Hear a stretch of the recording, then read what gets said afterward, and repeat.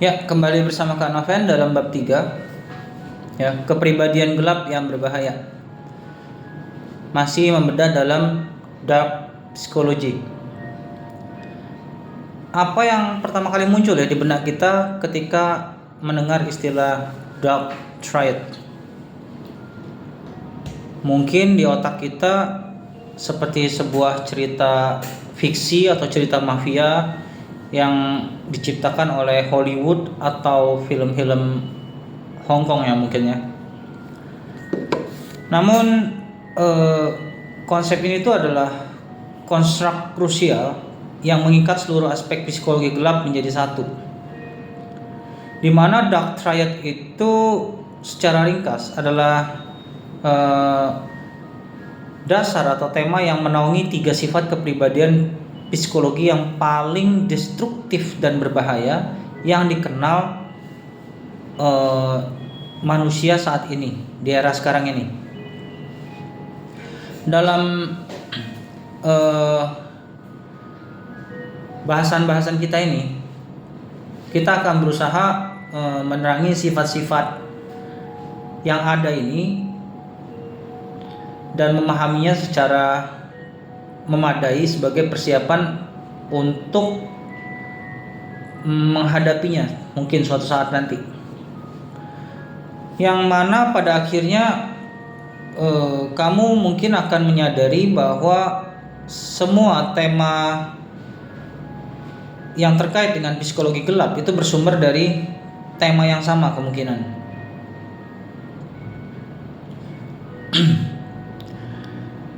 Ketiga sifat tersebut adalah psikopati atau psikopat dikenal, narsisisme, dan Machiavellianism. Sorry ya, karena lagi lidahnya agak keserimpet ya. Machiavellianisme. Kebanyakan orang yang mengasosialisasikan psikopat sebagai pembunuh, narsistik sebagai manusia yang terobsesi pada diri sendiri.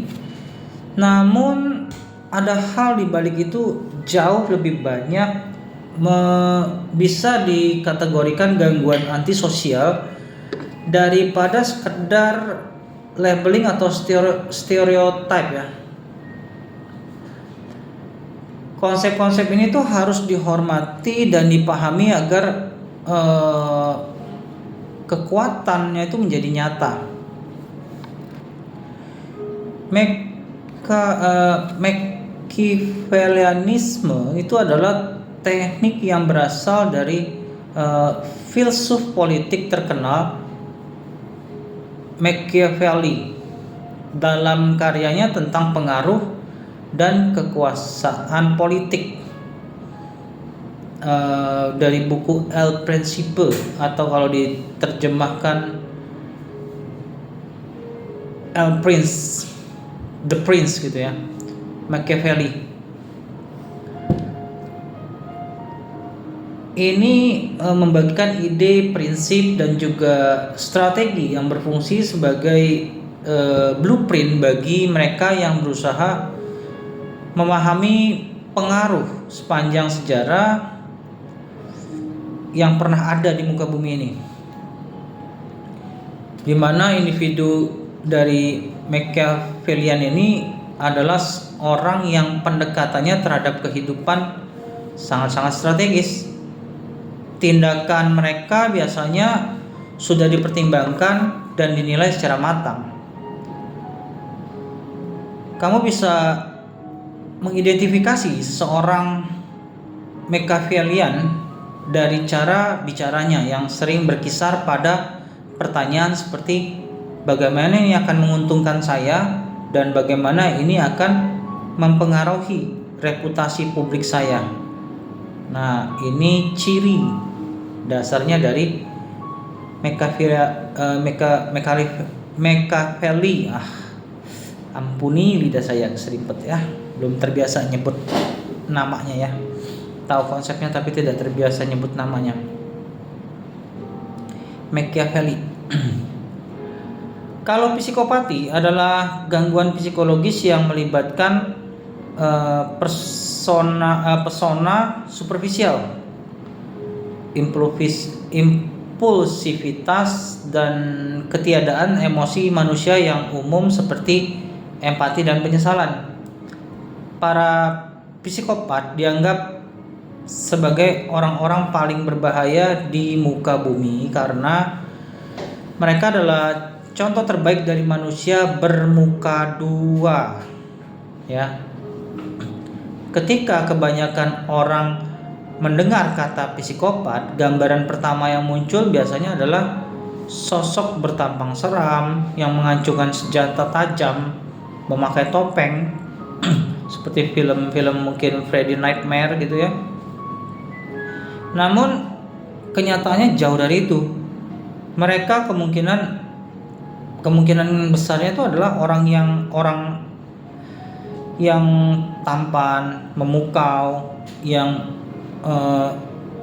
cara mainnya itu menenangkan korban dengan pesona yang tepat ya, sebelum akhirnya menghancurkan atau bahkan mengakhiri kehidupan korban mereka. Berdasarkan berbagai penelitian menemukan bahwa sejumlah besar individu itu berasal dari puncak dunia bisnis atau orang yang top selebritis lah mungkin. Ya, seperti ada kasusnya mungkin ya, ada artis-artis terkenal ya, ada unsur seperti itu.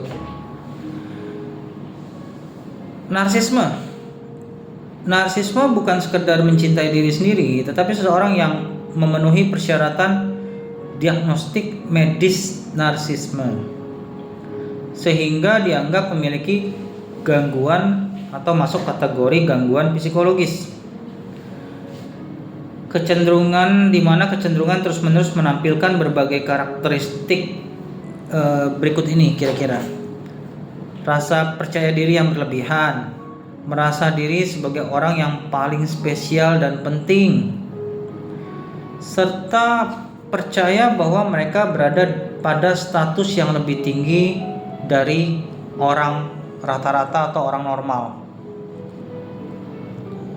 Lalu yang berikutnya setelah narsisme itu adalah sadisme. Ini adalah kondisi di mana seseorang tuh menikmati dengan menyakiti orang lain, baik secara fisik maupun mental. Ini di dalam hal rohani pun kadang-kadang ada orang yang berkedok rohani tapi ternyata sadis gitu ya.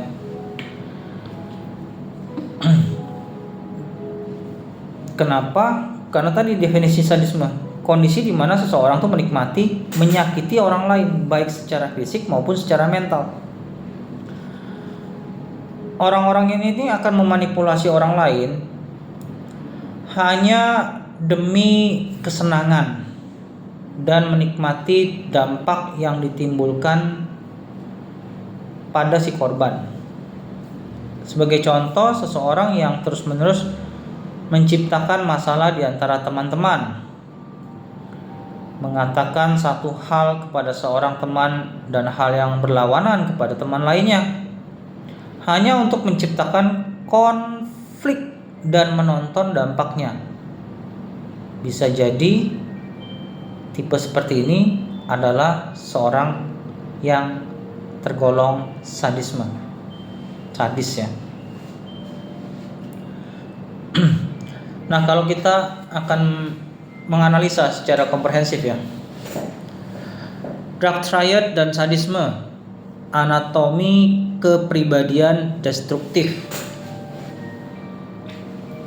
Kalau kita lihat secara hakikat persoalan ya,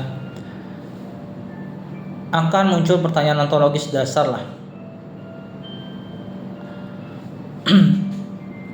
Apakah dark triad adalah entitas patologis yang ada secara objektif dalam diri individu? Sekali lagi, apakah dark triad adalah entitas patologis yang ada secara objektif dalam diri individu tertentu. Kedua, mungkin konstruk sosial yang menciptakan untuk melabeli dan mengkategorikan perilaku yang tidak diinginkan masyarakat. Apakah dark triad termasuk itu? Atau apakah dark triad adalah spektrum alami dari variasi kepribadian manusia yang hanya mencapai patologis dalam konteks tertentu? Atau apakah dark triad adalah ekspresi ontologis dari kondisi manusia yang telah jatuh dalam konteks misalnya teologisnya adalah fallen human nature?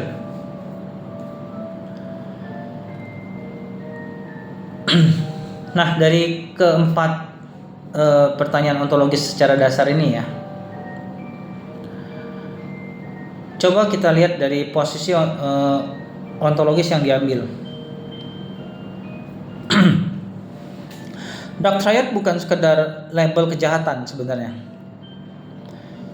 Ini lebih ke deskripsi akurat tentang pola kepribadian yang dapat diidentifikasi secara empiris, namun yang eksistensinya tidak bisa sepenuhnya dipahami tanpa menyentuh pertanyaan tentang hakikat manusia, kebebasan kehendak, dan juga asal-usul kejahatan moral. Kalau Kak Noven ambil sebuah analogi ya, seperti analisis beban struktural. Sebuah bangunan itu tidak runtuh secara tiba-tiba. Runtuhnya adalah akumulasi dari mikro retakan-retakan yang ada yang tidak terdeteksi pada inspeksi visual biasa. Dimana jadi dark triad adalah peta tentang dimana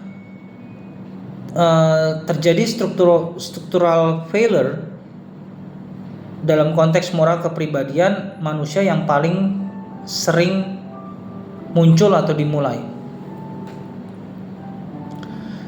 Kalau kita membedah secara kerangka ontologisnya ya, jadi apakah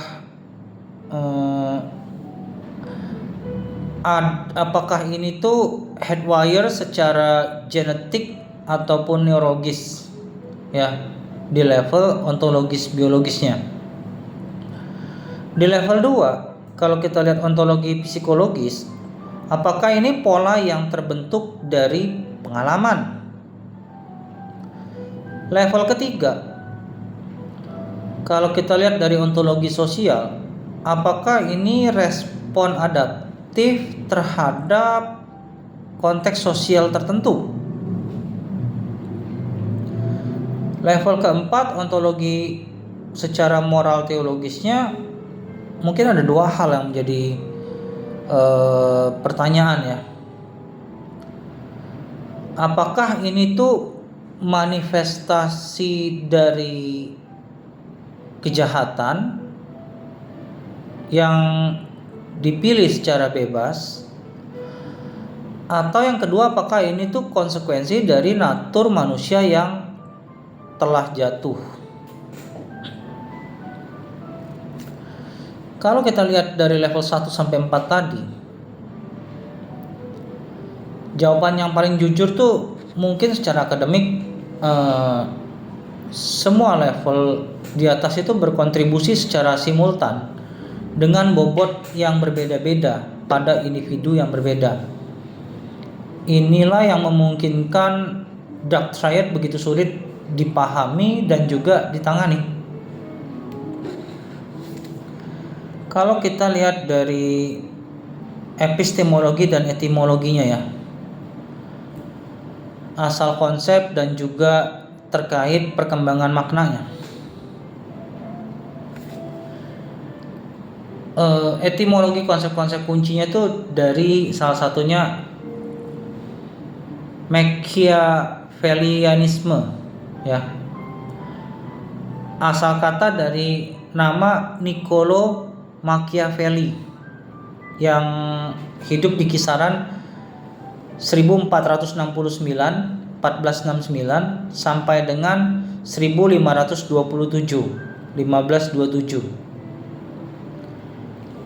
yang statusnya itu adalah diplomat dan juga filsuf politik dari Florentin. Karya terkenalnya itu Il Principe atau dikenal dengan The Prince. 1513, diterbitkannya di tahun 1532. Kalau kita membedah konteks historisnya,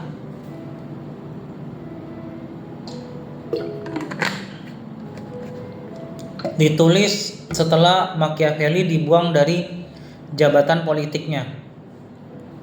Jadi sebagai sarjana yang handal, dia berpendapat ini adalah deskriptif analisis, bukan perspektif manual. Kalau kita melihat perkembangan maknanya, abad 16 itu tuh adanya analisis real politik yang kontroversial, muncul seperti itu. Di abad 17 sampai dengan 18, kisaran di abad itu, Machiavellian itu menjadi sebuah label, ataupun dianggap Machiavellian itu sebagai penghinaan atau sama dengan dianggap sesuatu yang negatif, ya licik lah, tanpa moral, dianggap seperti itu. Tapi pada abad ke-20, Christie dan Geiss pada 1970 melakukan operasionalisasi psikometrik via skala yang dikenal dengan Mach 4 Romawi ya. Di 2002, Paul Huss dan Williams itu melakukan integrasi ke dalam Dark Triad. Lalu muncul pandangan kontemporer menjadi konstruk psikologi kepribadian yang terukur. Jadi di dalam hal ini ada detail strategi yang sering diabaikan. Machiavelli sendiri itu mungkin tidak akan setuju dengan cara namanya digunakan. Dalam The Prince atau El Principe tadi adalah analisis deskriptif tentang bagaimana penguasa sebenarnya berkuasa. Karena saya ulangi ya, itu adalah analisis deskriptif tentang bagaimana penguasa sebenarnya berkuasa, bukan resep moral. Ini adalah salah satu kasus paling dramatis dalam sejarah intelektual, di mana nama seorang pemikir itu menjadi label patologi yang jauh melampaui maksud aslinya. Lalu kita masuk ke bagian psikopati. Psikopati secara etimologi itu berdasarkan bahasa Yunani, psyche, tulisannya PSYCHE, yang dikenal sebagai jiwa, dan pathos. Jadi dua gabungan kata ini ya, psyche dan pathos. Pathos itu penderitaan atau penyakit. Lalu mengalami evolusi konsep ya. Pada 1835 James Pritchard PRICHRD ya, itu mengeluarkan tentang moral insanity. Jadi ini tentang gangguan moral tanpa gangguan intelektual. Gangguan moral tanpa gangguan intelektual, bedakan ya. Yang pada tahun 1941 Harvey Cleckie CLECKLEY ya, dalam The Mask of Sanity ya, di mana itu tentang 16 kriteria klinis psikopati. Ini bersifat foundational text ya. Terus 1970 Robert Hare, HRE ya. Itu dalam Psikopati Checklist, PCL. Ini juga terkenal dalam kalangan psikolog ya.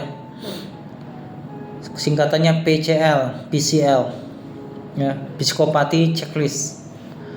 Dan juga perkembangannya di tahun 1991 oleh Hare itu PCL strip R revise maksudnya R-nya ya. Itu menjadi standar emas forensik ya. Menjadi dikembangkan juga dalam DSM Evolution. Tidak ada psikopati di DSM, itu diganti menjadi Antisocial Personality Disorder, ASPD. Dalam bahasa Indonesianya ASPD ya. Antisocial Personality Disorder. AS-nya itu adalah antisocial. Kontroversial, Hare berpendapat ASPD itu tidak sama dengan psikopati. Waktu itu ya terjadi kontroversial lah ya. Nah,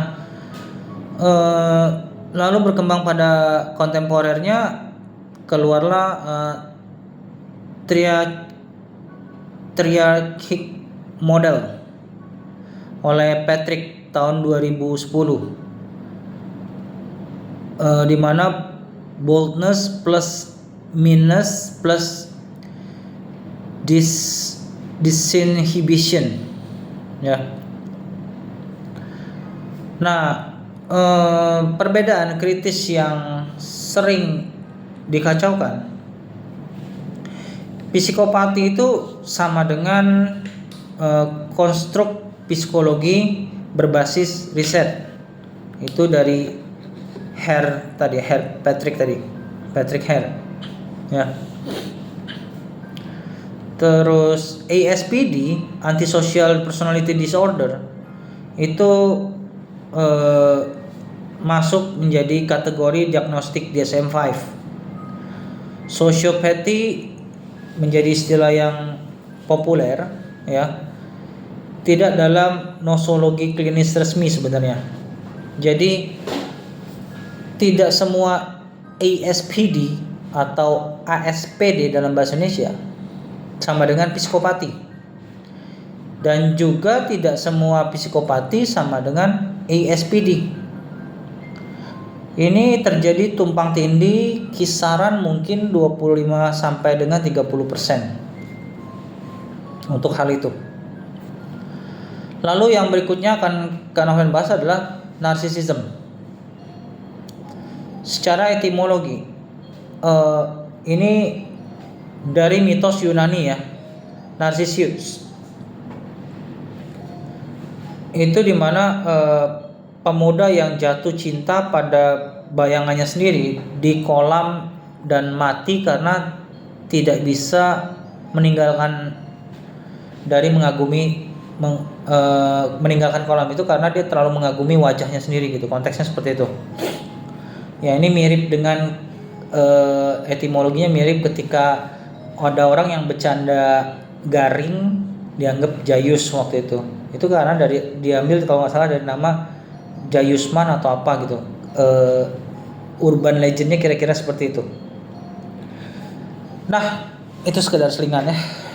Evolusi dalam konsep narsisism ini. Pada 1898 itu Havelock Ellis pertama menggunakan istilah narsisism dalam konteks seksologi. Lalu berkembang pada 1914 oleh seorang yang cukup terkenal bagi saya, Sigmund Freud. FREUD, Sigmund Freud. On narcissism. Ya. Di mana di sini ada pembagian antara narsisisme primer versus sekunder. Terus ada evolusi lagi di 1968, ada perkembangan lagi di 1968. Otto Kernberg, KERNBERG,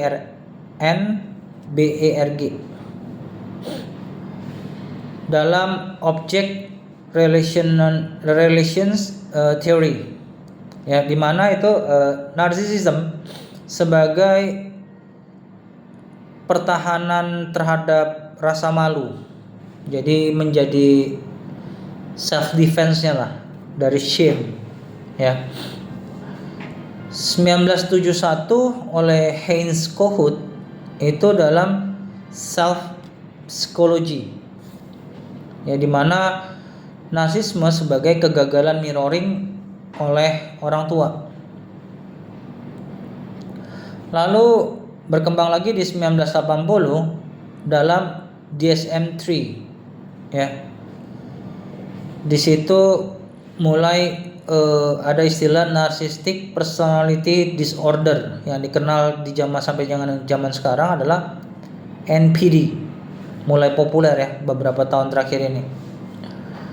Lalu kontemporernya dibahas tentang grandiose versus vulnerable narcissism.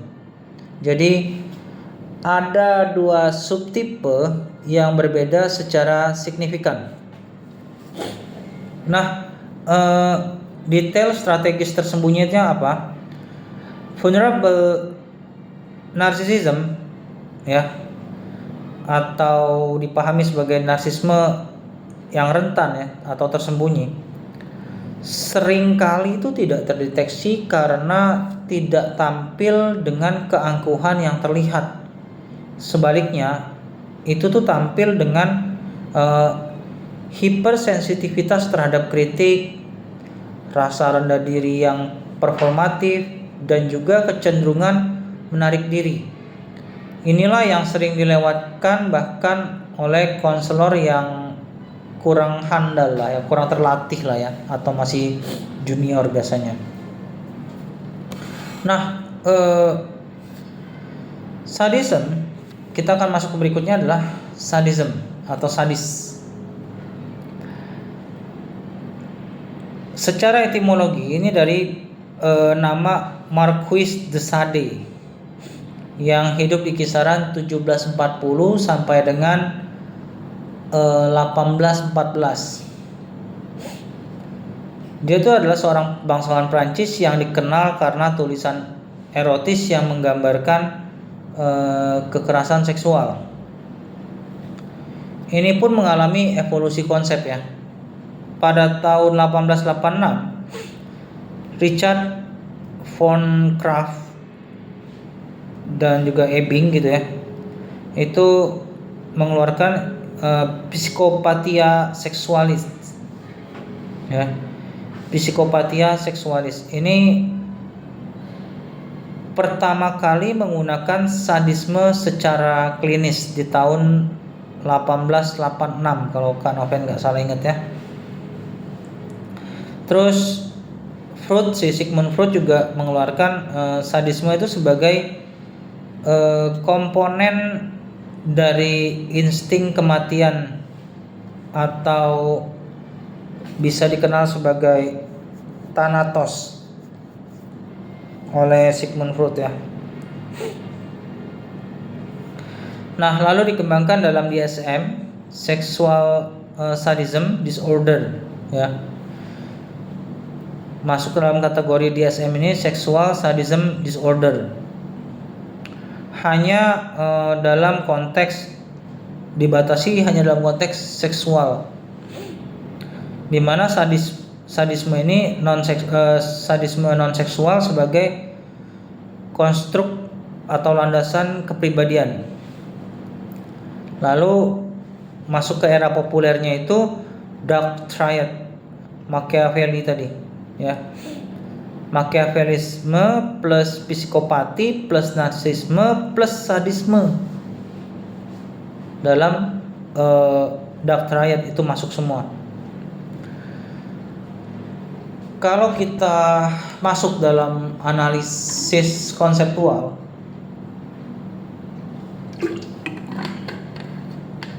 di mana akan kita bedah definisi presisinya, strukturologisnya, dan juga hubungan antar konsep tersebut ya. Dalam definisi presisinya bagian A, Machiavellianisme ini definisi akademi presisinya tuh mungkin seperti ini. Orientasi kepribadian yang ditandai oleh kecenderungan untuk memanipulasi dan mengeksploitasi orang lain demi keuntungan pribadi, disertai pandangan sinis terhadap sifat manusia, fokus pada self-interest jangka panjang, dan kemampuan untuk menangguhkan respon emosional demi kalkulasi strategis. Itu dikemukakan oleh Christie and Gase pada 1970 dan juga di tahun 2009 oleh Jones and Paultus. Komponen strukturalnya Machiavellianisme itu clinical worldview-nya ya, pandangan sinis terhadap motif manusia. Willingness-nya tuh willingness to manipulate, kesiapan untuk memanipulasi. Yang ketiga, fokus on self interest, fokus pada kepentingan diri. Yang keempat, strategic patience, kesabaran strategis. Yang kelima, image management atau dikenal dengan manajemen citra publik. Jadi bagaimana menjaga image-nya di mata publik lah ya. Perbedaan dari psikopati itu apa? Perbedaannya dari psikopati, Machiavellian itu merencanakan jangka panjang, psikopat itu lebih impulsif. Terus yang kedua, Machiavellian itu peduli reputasi, psikopat lebih cuek terhadap opini. Jadi bodoh amat kalau psikopat. Bukan berarti semua yang bodoh amat psikopat, tidak ya. Bedakan ya. Terus yang ketiga, Machiavellian itu memiliki kapasitas empati minim atau minimal sekali, tapi cukup untuk memanipulasi. Sedangkan psikopat itu lebih minim lagi gitu loh. Ya, kalau Machiavellian dianggapnya itu kayak secukupnya, nah kalau psikopat lebih sangat minim gitu. Terus psikopati atau psikopat ya. Definisi akademik yang presisinya itu kira-kira seperti ini. Sindrom kepribadian yang ditandai oleh kombinasi ciri-ciri interpersonal ya, atau di mana itu personal superficial, grandiosity, manipulatif ya. Nah, juga afektif. Jadi kurang penyesalan dan empati. Kurang penyesalan dan empatinya ya lack banget lah. Dangkal secara emosional. Kalau gaya hidup ya impulsivitas, terus stimulation, terus ada unsur seekingnya juga gitu loh, stimulation seeking lah. Jadi lebih ke tidak bertanggung jawab tipenya psikopati. Dan juga psikopati ini antisosial. Jadi perilaku bermasalah sejak masa kecil, kenakalan remaja yang dibiarkan terus menjadi berkelanjutan menjadi pelanggaran masa dewasa. Itu dari pandangannya Hare dalam PCLR tadi, revise-nya ya, 1991. Nah, kalau kita lihat lebih mendalam dalam model triarchiknya ya. Triarchiknya itu Triarchik Patrick 2010 itu boldness ya, keberanian, yang memiliki dalam lingkup dominance, fearless, ya, charm, terus juga ada stress immunity. Hebat ya, ada stress immunity dalam boldness ya. Terus masuk juga adanya minus, kekejaman. Jadi lack of empathy, terus closeness, terus juga exploitativeness. Terus yang ketiga adanya juga disinhibition, hambatan rendah lah bisa dikatakan. Jadi impulsivity, irresponsibility, dan juga aggression.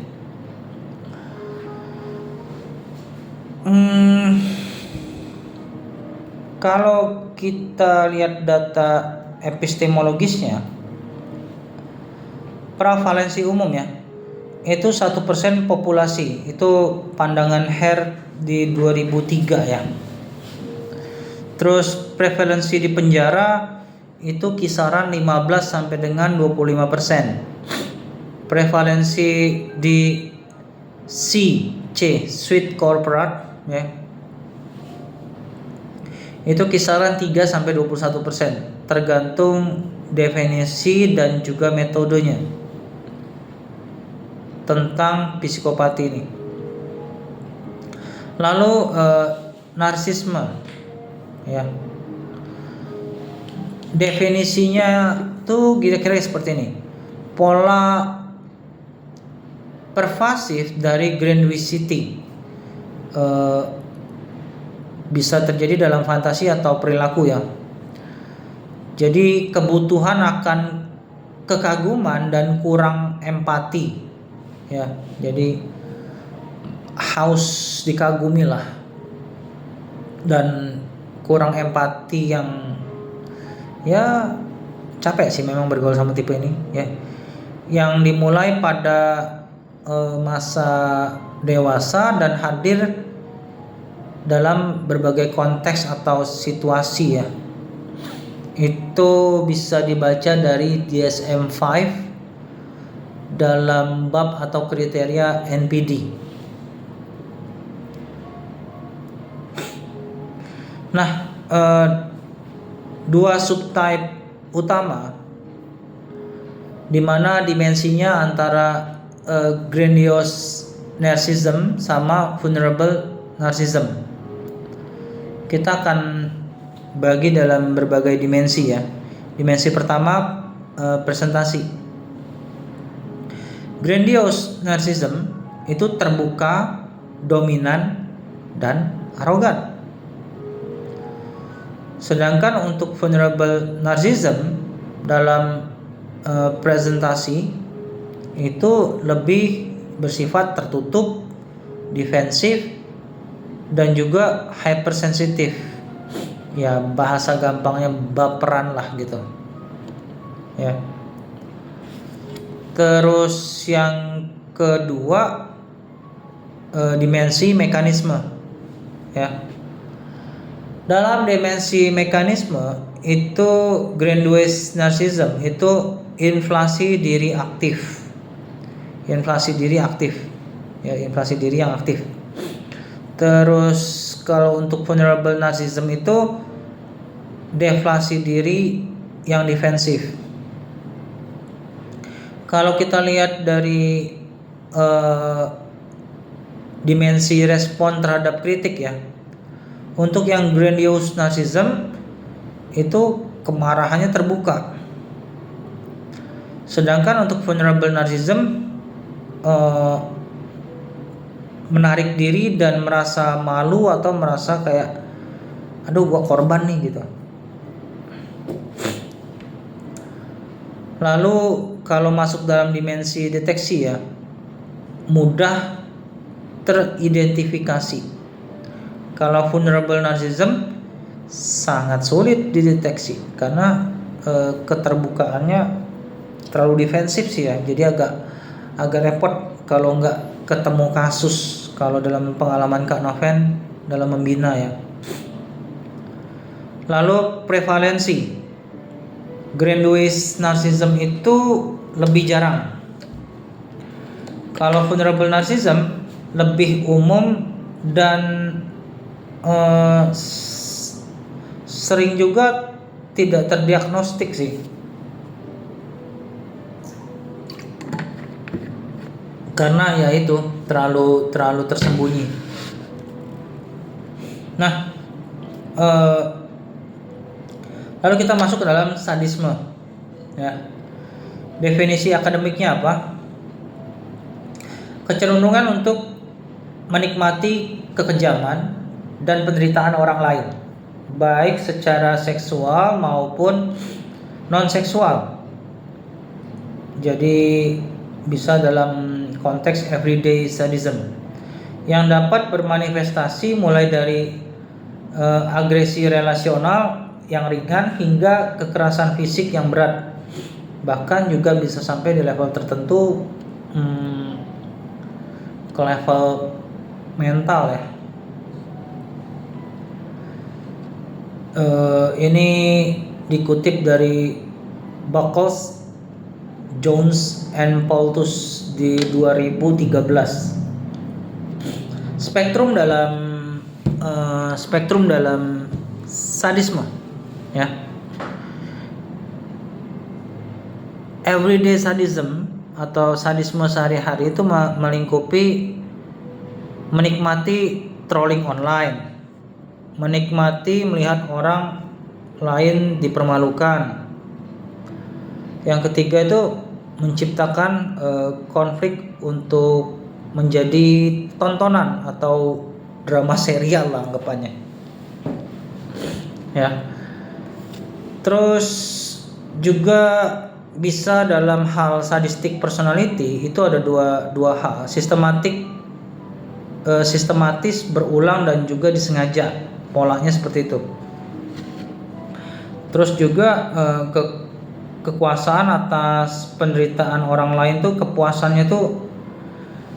dan kepuasan atas penderitaan orang lain itu ada gitu loh, menjadi core kepuasan intinya dia gitu loh. Terus sexual sadism disorder dalam DSM-5 itu arousal seksual dari penderitaan dari non konsensual gitu. Kalau kita lihat hubungan antar konsep secara peta struktural ya, dark tetrad ya, Machiavellism ya, itu melakukan kalkulasi strategi. Narcissism itu grandiosity yang self worship gitu. Psikopati impulsivitas tanpa empati. Sedangkan sadisme itu menjadi dark tetrad edition, di mana menikmati penderitaan yang dialami oleh orang yang dijadikan objeknya ya. Untuk overlap struktural ya,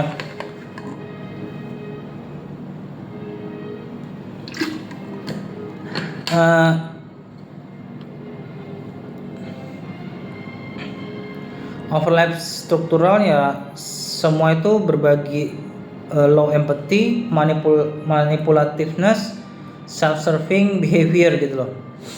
Perbedaan utamanya untuk yang Machiavelli tadi adalah sabar, strategi, cerdas gitu.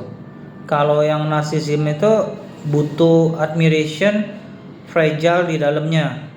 Sedangkan untuk psikopati itu impulsif, fearless, dan cold ya, dingin.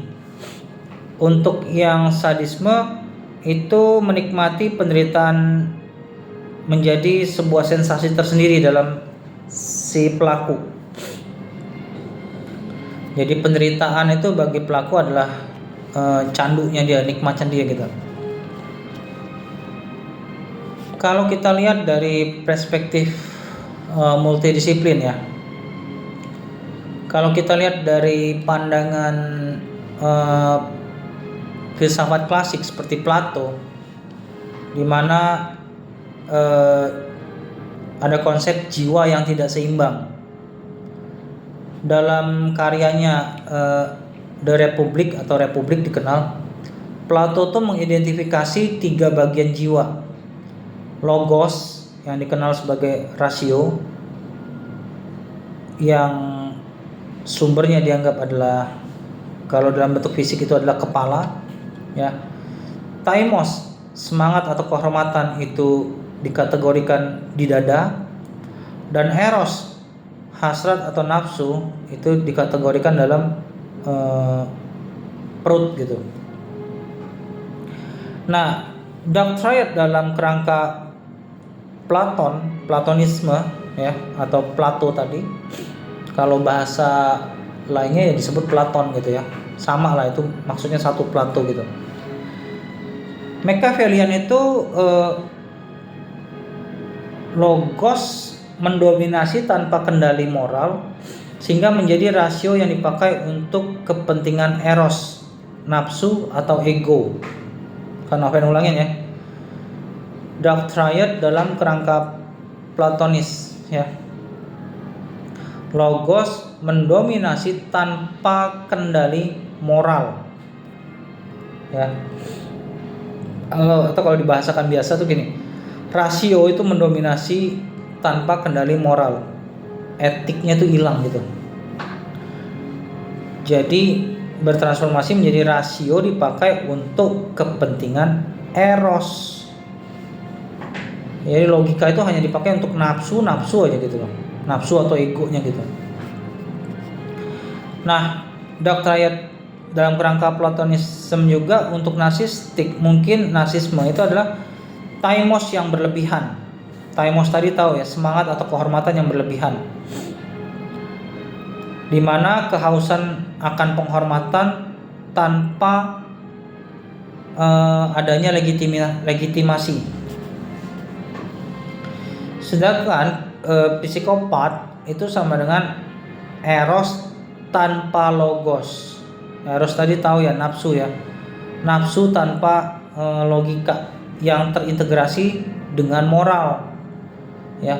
Eros tanpa logos yang terintegrasi dengan moral, itu dimana nafsu itu impulsif tanpa adanya kendali atau rem. Mungkin bagi Plato, jiwa yang sakit itu adalah jiwa yang tidak seimbang, atau bisa dikategorikan sebagai tirani, bentuk pemerintahan terburuk dalam pola pemikiran republik. Persis digambarkan dengan ciri-ciri yang hampir identik dengan dark triad ya. Jadi pola perilaku tirani itu ya mirip lah dark triad. Mungkin kalau di versi sekarang mungkin lebih familiar dengan istilah otoriter gitu ya. Kalau dari Aristoteles, eudaimonia versus kakodaimonia. Aristoteles membangun etika di atas konsep eudaimonia. Eudaimonia, kebahagiaan atau flourishing manusia yang sejati. Untuk mencapai ini manusia perlu mengembangkan arete atau yang dikenal sebagai kebajikan atau virtu ya. Tulisannya virtue. Melalui apa? Melalui kebiasaan atau yang dikenal sebagai hexis, HEXIS. Dark triad dalam kerangka Aristotelian mungkin seperti ini. Dark triad itu adalah antitesis sempurna dari eudaimonia. Ini adalah kakodaimonia, kondisi di mana kondisi jiwa yang buruk itu sebagai hasil dari kebiasaan yang buruk yang telah mengeras dan bahkan sampai masuk menjadi karakter ya. Ini bisa masuk dalam 3 poin: pornesis, pleonexia, dan hubris. Pronesisnya kebijaksanaan praktis sama dengan ya salah kaprah dalam Machiavellianisme ya, yang digunakan untuk memanipulasi, bukan untuk kebaikan, melainkan untuk egoisnya seseorang itu tadi. Kalau kita lihat dari sisi pronesisnya ya. Kalau kita lihat dari pleonexia, di mana ketamakan ingin lebih dari yang seharusnya. Nah, itu tuh sebenarnya adalah inti dari semua dark triad. Ya. Ketamakan ingin lebih dari semua yang seharusnya. Lalu yang ketiga itu hubris. Kesombongan melampaui batas. Hubris. Nah, ini sebenarnya termasuk dalam core atau inti dari narsisme. Kalau kita mengacu pada Hobbes, Hobbes ya, Hobbes versus Rousseau ya,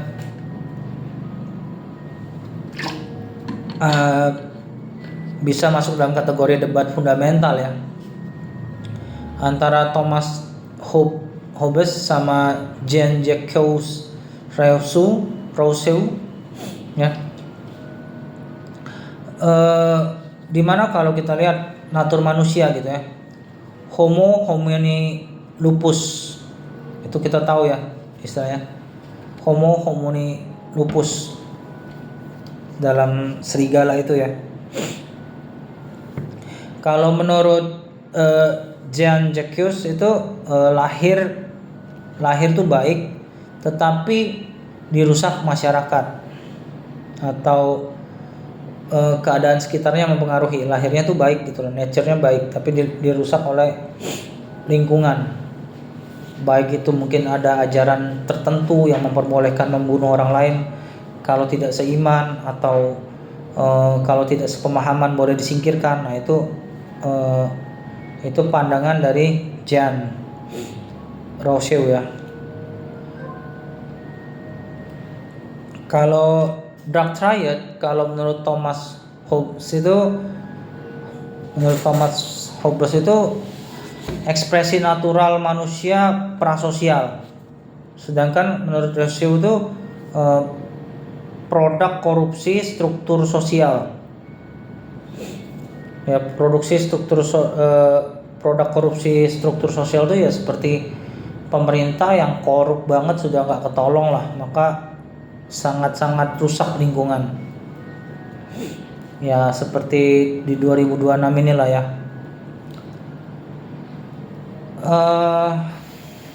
Solusi kalau dari pandangan Thomas Hobbes itu Leviathan,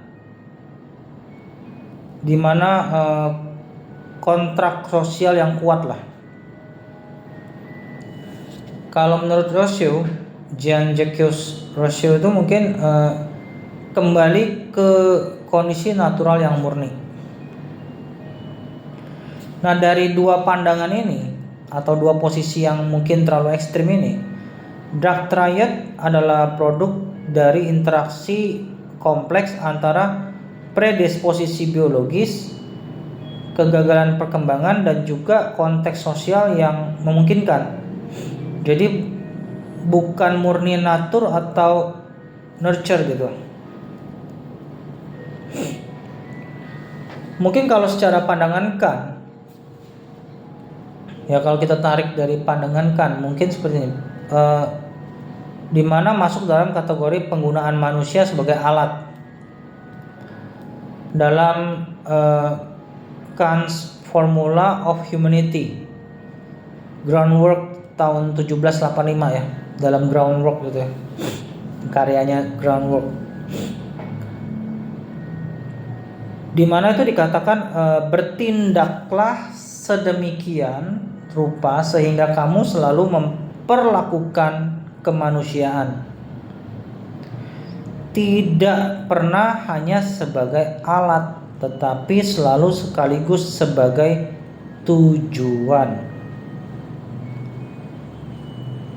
Dark triad adalah pelanggaran sistematis dan deliberate terhadap imperatif ya. Kategoris boleh dikatakan gini, dark triad itu adalah pelanggaran sistematis dan deliberate terhadap imperatif kategoris ini. Justru inilah yang menjadi definisi paling tajam dari dark triad secara filosofis, di mana tiga hal, di mana Machiavellian, psikopat dan narsistik ini, misalnya dalam Machiavellian itu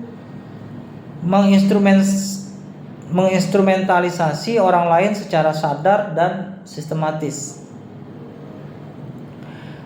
Psikopat itu tidak pernah mengalami orang lain sebagai ends of themselves, secara emosional tidak mampu.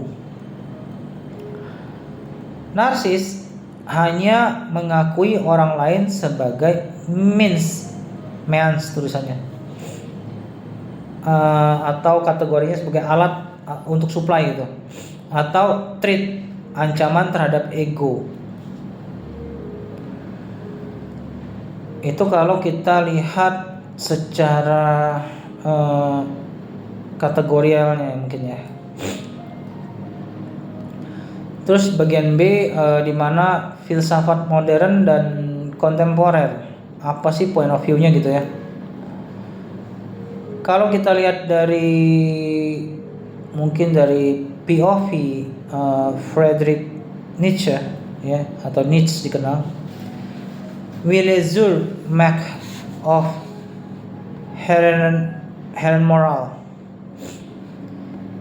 Nietzsche dalam Beyond Good and Evil 1886 atau juga On the Genealogy of Morality 1887 itu membedakan antara Herren Moral dengan Sklaven Moral ya. Herren Moral atau dikenal dengan Morality of the Master, di mana itu kuat menciptakan nilai, bertindak dari kekuatan. Kalau Sklaven Moral itu Morality of the Slave ya. Jadi ada Morality of the Master sama Morality of the Slave, dilihat dari atas maupun dilihat dari bawah gitu. Dalam Sklaven Moral itu lemah bereaksi terhadap resentment. Dari dua posisi ini muncul pertanyaan kritis, apakah dark triad adalah ekspresi Nietzsche will zur Macht atau dikenal sebagai kehendak untuk berkuasa ya. Apakah dark triad adalah ekspresi kehendak untuk berkuasa gitu? Kira-kira seperti itu kalau dibahasakan dengan simpel.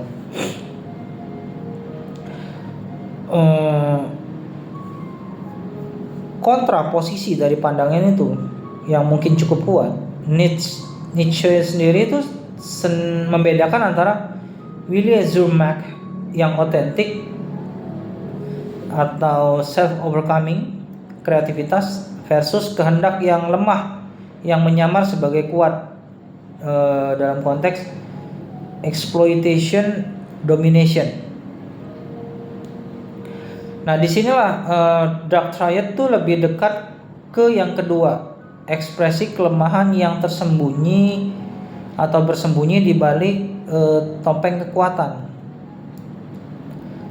Narsisme misalnya adalah kondisi jiwa yang rapuh yang membutuhkan validasi konstan dari luar.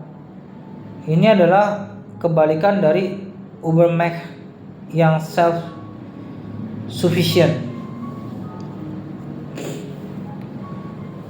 Kalau kita lihat dari sudut pandang Hannah Arendt ya, ARANDT, dalam Banality of Evil,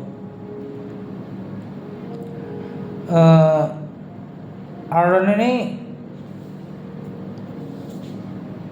dalam 1963 kalau nggak salah, dalam Eichmann in Jerusalem itu memperkenalkan konsep revolusioner bahwa kejahatan sistematis tidak selalu membutuhkan monster. Itu membutuhkan orang biasa yang telah berhenti berpikir secara moral atau thoughtlessness. Ya. Implikasi apa untuk dark triad?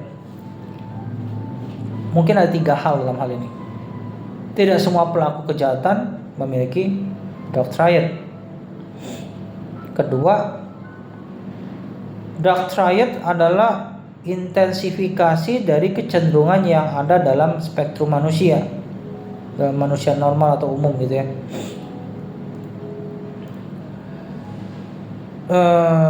Bana evil, ya tanda kutip bana evil plus dark triad itu menjadi kombinasi yang paling berbahaya karena efisien secara sistematis. Fatal sih ini kalau ada di leader ya, baik leader rohani maupun leader kepemimpinan negara atau perusahaan juga. Kita masuk bagian C, perspektif psikologinya apa? Kalau kita mengacu pada psikoanalisis dari Freud, Kernberg, Kohut gitu ya. Misalnya kalau kita lihat dari Freud dulu ya, kontribusi ide atau ID gitu, tulisannya ide gitu ya. Ego, superego, insting kematian atau yang disebut dengan Thanatos tadi ya. Jadi kalau ada film Thanos, nah itu sebenarnya diambil kata dari insting kematian, Thanatos tadi. Relevansi untuk dark triad-nya apa kalau dari pandangannya si Freud, Sigmund Freud? Dark triad mungkin itu adalah ID yang tidak terkontrol, sadisme menjadi Thanatos yang eksternalisasi, yang tereksternalisasi lah. Kalau pandangan Kernberg, object relation, narsisme sebagai pertahanan terhadap rasa malu atau shame. Relevansinya untuk dark triad mungkin dari pandangan Kernberg ini adalah NPD sebagai fortress ego yang dibangun di atas core shame. Kalau kita lihat dari Kohut, self psychology, mirroring and idealizing, itu relevansinya dalam dark triad NPD sebagai kegagalan mirroring empatis dan self object orang tua. Jadi dalam pola terkait pola parenting. Kadang-kadang detail strategis Kohut itu sering diabaikan ya. Kohut itu berpendapat bahwa narsis bukan tidak memiliki kapasitas empati, melainkan kapasitas empatinya terhenti pada usia perkembangan tertentu. Dan menurut saya pandangan ini masuk akal ya, Kak Noven ya. Karena apa? Karena trauma atau kegagalan dalam parenting atau pola pengasuhan. Ini itu memiliki implikasi rehabilitatif yang signifikan, berbeda dari perspektif yang menganggap narsisme sebagai hardwire-nya. Nah, kalau kita melihat secara psikologi evolusioner, yang menjadi pertanyaan, jika dark triad begitu destruktif, mengapa hal itu tidak terseleksi habis oleh evolusi? Nah, menarik ya, kalau berdasarkan teori evolusi ya, konsep evolusi. Mungkin jawabannya bisa begini. Karena dalam kondisi tertentu, trait-trait ini bisa adaptif secara reproduktif. Jadi bisa dikatakan masuk ke dalam kategori mating intelligence theory gitu loh. Dimana 3 hal, psikopati, narsisme, dan machiavellianisme ini akan kita bedah satu-satu ya. Dimana psikopati mungkin fast life history strategy. Jadi reproduksinya cepat, banyak pasangan, investasi parental yang rendah gitu loh. Makanya subur di tubuhnya. Kedua, narsisme. Ini mungkin menarik secara seksual jangka pendek, bisa menghasilkan status tinggi, kepercayaan diri, dan juga menjadi dominan atau menjadi pola dominasi juga bisa. Jadi sangat masuk akal dalam kenapa dia survive dalam evolusi gitu.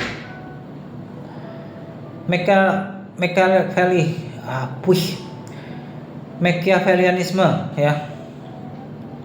Keberhasilan kompetensi sosial dalam kompleks kelompok besar gitu loh. Ya. Keberhasilan kompetensi sosial dalam kelompok besar. Dalam hal ini implikasinya apa? Dark Triad bukan kegagalan evolusi. Itu justru adalah evolutionary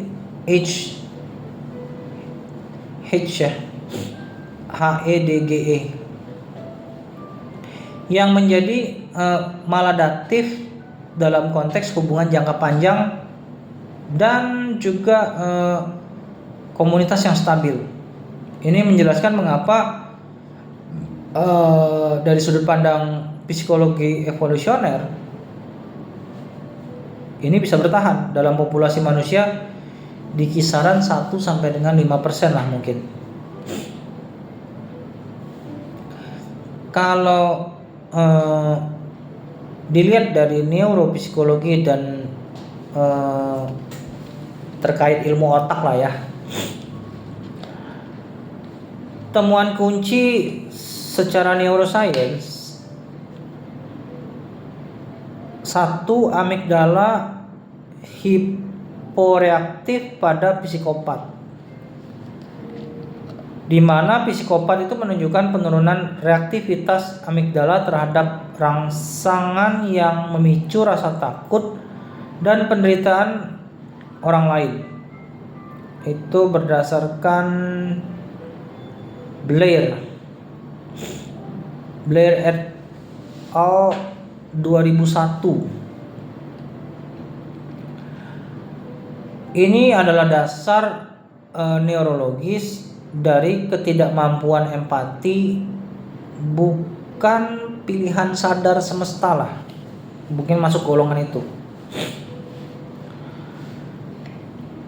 Yang kedua, sistem cermin atau lebih populer kita sebut mirror neurons yang terganggu ya. Penelitian EEG menunjukkan penurunan aktivitas mirror neuron pada psikopat saat menyaksikan penderitaan orang lain. Itu tahun 2013 kalau nggak salah, itu Meffred ya. Namun ketika diminta secara eksplisit untuk berempati, psikopat bisa mengaktifkan sistem ini. Ini mengindikasi empati yang switch off, bukan hancur ya. Jadi kayak bisa ada on off-nya empati. Jadi bukan berarti tidak ada empati sih, kalau berdasarkan neuropsikologi ya, atau keterkaitannya dengan korelasinya dengan ilmu otak manusia. Ketiga, prefrontal cortex atau dikenal juga dengan PFC ya. PFC ya, prefrontal cortex. Bukan PVC tapi PFC. Kontrol dan juga kontrol impuls ya. Psikopat itu menunjukkan penurunan volume dan aktivitas prefrontal cortex, di mana area yang berperan dalam moral reasoning dan penghambatan impuls. Yang keempat mungkin terkait juga dengan striatum dan reward processing pada narsisme. Penelitian fMRI menunjukkan aktivasi berlebihan di ventral striatum atau reward center ya pada narsis saat menerima pujian, dan respon deaktivasi yang berlebihan saat dikritik gitu. Jadi terhadap pujian itu sangat open, tapi begitu dikritik sangat defensif gitu. Kalau kita lihat dari psikologi perkembangan ya,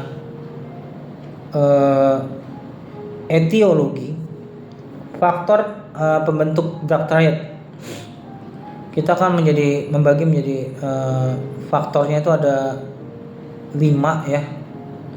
Ada 5. Terus dari faktor itu akan kita kontribusikan. Ya. Yang pertama, faktor genetik. Kontribusinya kita lihat kontribusinya itu heritabilitas dari psikopati itu kisaran 50-60%. Itu dari Finding pada tahun 2005 ya. Lalu kalau faktor attachment, disorganized attachment, bisa kita lihat resiko NPD dan ASPD ya meningkat, kontribusinya di situ. Kalau parenting, overpopulation, NPD ya, cold atau neglectful parenting oleh psikopat, dan authoritarian control oleh Machiavellism.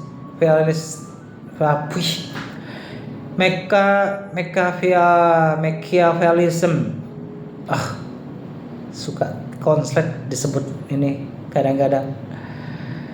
Terus yang keempat, trauma. Adverse childhood experience atau dikenal dengan ACEs kecil ya, ACE ya dikenal juga. Itu adverse childhood experience. Terus juga korelasinya dengan signifikan, koneksinya ya, korelasinya signifikan namun tidak determinis ya, tidak deterministik ya. Konteks sosial,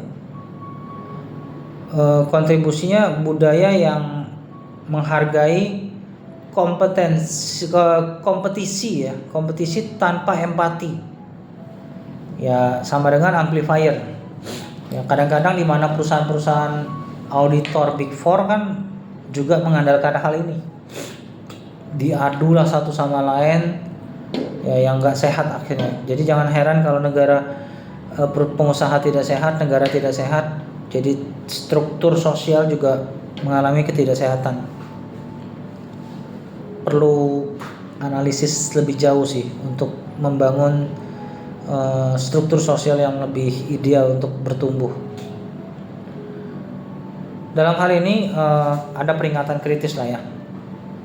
Korelasi bukan kausalitas, bukan penyebab. Jadi banyak individu dengan faktor resiko tinggi tidak mengembangkan dark triad. Justru sebaliknya. Ini mengindikasikan adanya faktor resiliensi yang masih perlu diteliti lebih jauh ya. Kalau kita masuk dari belajar mengkonfrontasi dari berbagai aspek tersebut ya, muncullah tesis seperti ini. Dark triad adalah gangguan kepribadian klinis yang mengidentifikasi individu berbahaya yang harus dikenali, dihindari, dan jika mungkin diobati secara psikiatris demi perlindungan masyarakat. Pendukung teori ini Hare dalam PCLR, terus APA dalam DSM-5, lalu juga forensik psikologi kriminologi.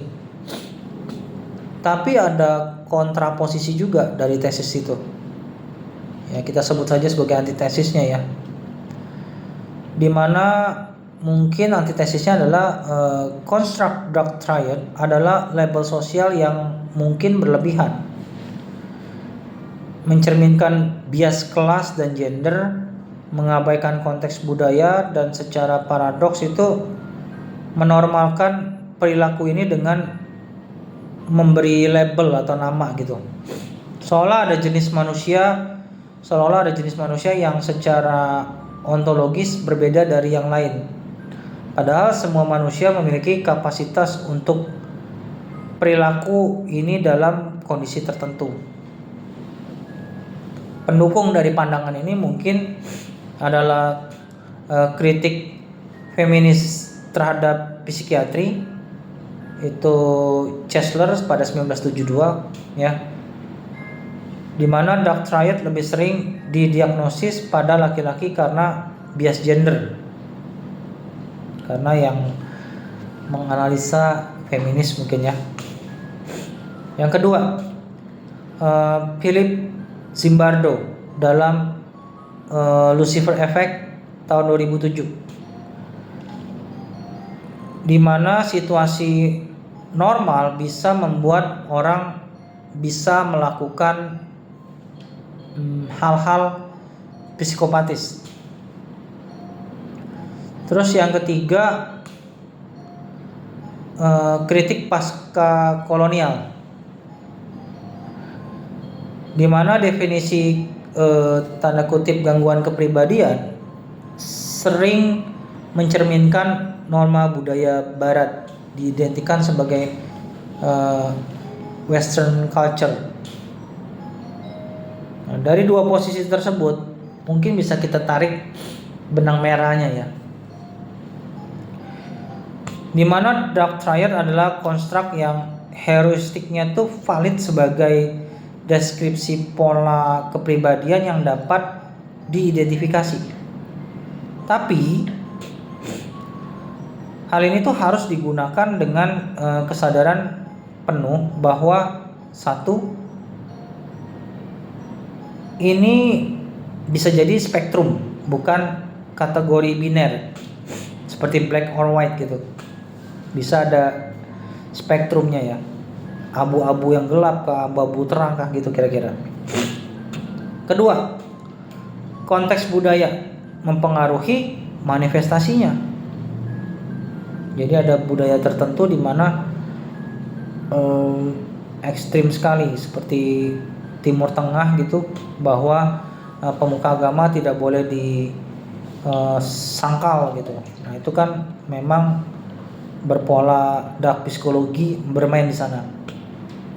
Ketiga, etiologinya multifaktorial ya.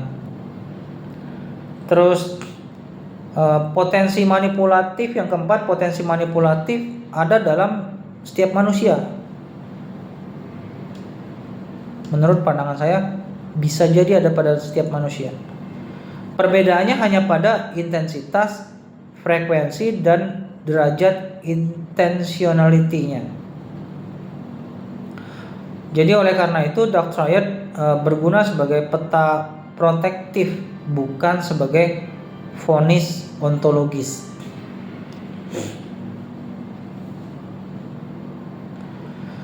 Nah, sampai sini dulu. Nanti kalau sempat Kak Noven lanjut karena ini terlalu panjang. Mulai nanti dari bagian ke-6 kita lakukan audit kritisnya lah kalau sempat. Tuhan Yesus memberkati.